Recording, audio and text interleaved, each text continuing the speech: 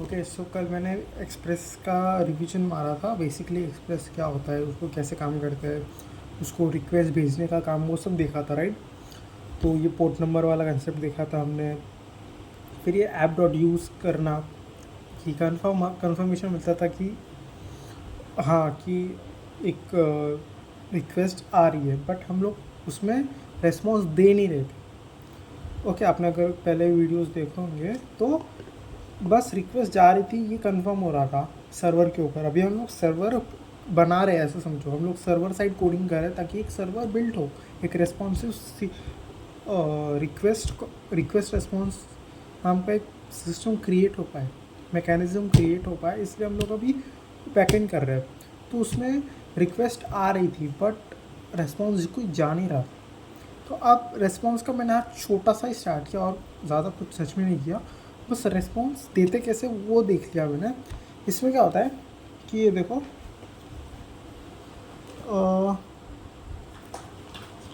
Screen पे तो दिख ही रहा है वैसे आपको, बट मैं आपको बता देता हूँ कि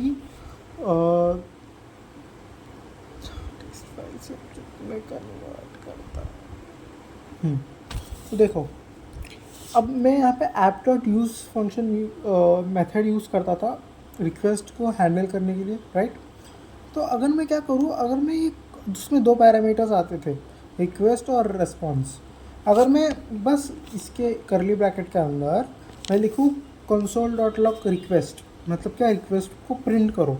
तो अगर मैं ऐसा करता हूँ, आप देख सकते हो कोड के बाद खुद करके कि जो रिक्वेस्ट है वो एक ऑब्जेक्ट होगी। तो जो अपनी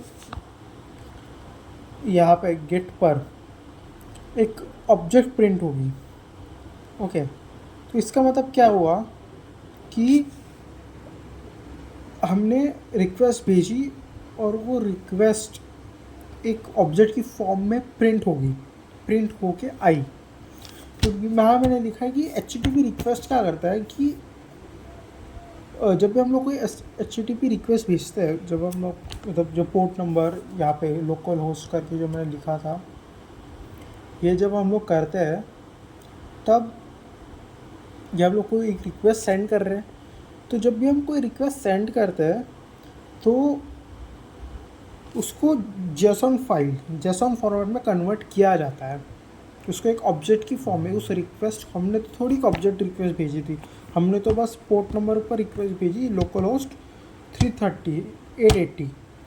तो उस रिक्वेस्ट को एक ऑब्जेक्ट की फॉर्म में कन्वर्ट करने का काम कोई बंदा कर रहा है, तो वो है अपना एक्सप्रेस। ओके ये थी पहली चीज़। दूसरी चीज़, अब देखते हैं रिक्वेस्ट आ गया, अब रेस्पॉन्स किसे देते हैं। रेस्पॉन्स देने के लिए क्या होता है कि रेस्पॉन्स नाम का जो पैरामीटर है उस पर हम लोग एक मेथड यूज़ करते हैं। बेसिकली ऑब्जेक्ट ही है ना, तो हम लोग ऑब्जेक्ट को कोई एक्सट्रैक्ट कर रहे हैं, उस ऑब्जेक्ट में से हम लोग सेंड नाम का एक्सट्रैक्ट कर रहे हैं। तो हम लिखेंगे रिक्वेस्ट डॉट सेंड और ब्रैकेट के अंदर हम लोग कुछ भी डाल सकते हैं।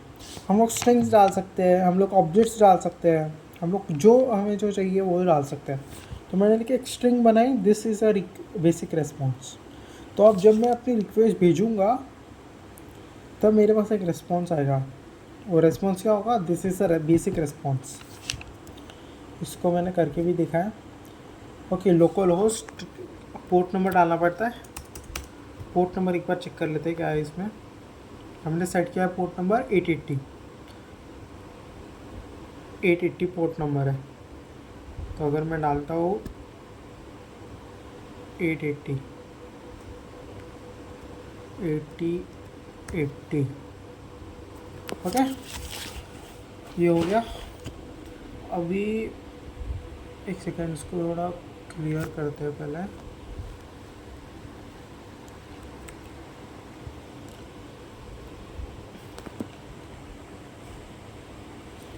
Node index dot JS app okay. अब इसको हम लोग लोड करते हैं, लोड कर रहे हैं। ये 880 हुआ है, एक सेकेंड।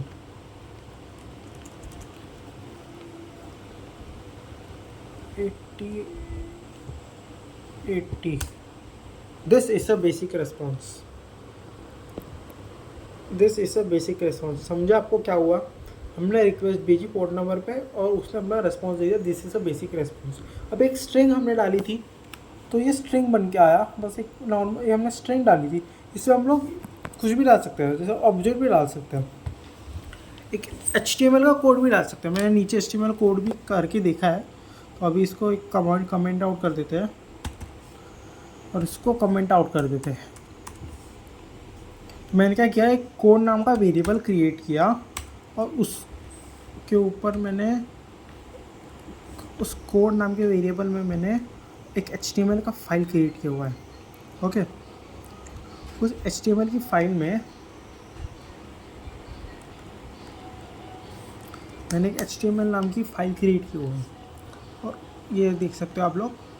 और फिर मैंने response.send में कोड नाम का वेरिएबल है, उसको कॉल किया। इसको सेव करते हैं। अब देखते हैं क्या होता है। मैंने रिक्वेस्ट डाली, रीलोड करते हैं, एक सेकेंड।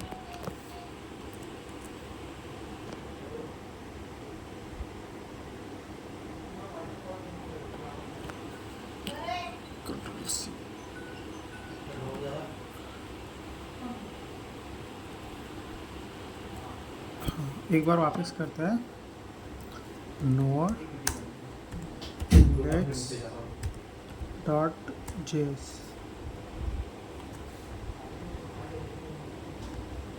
अब रीलोड करते हैं, ये देखो रीलोड करने के बाद एक HTML की फ़ाइल रिटर्न हो के आई। ओके, मैंने एक लिस्ट बनाई थी फ्रूट्स की।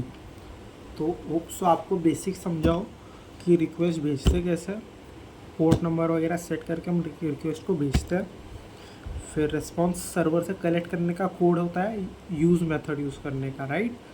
सॉरी, रिस्पॉन्स यूज़ तो करते ही है, उसमें रिस्पॉन्स नाम के में सेंड।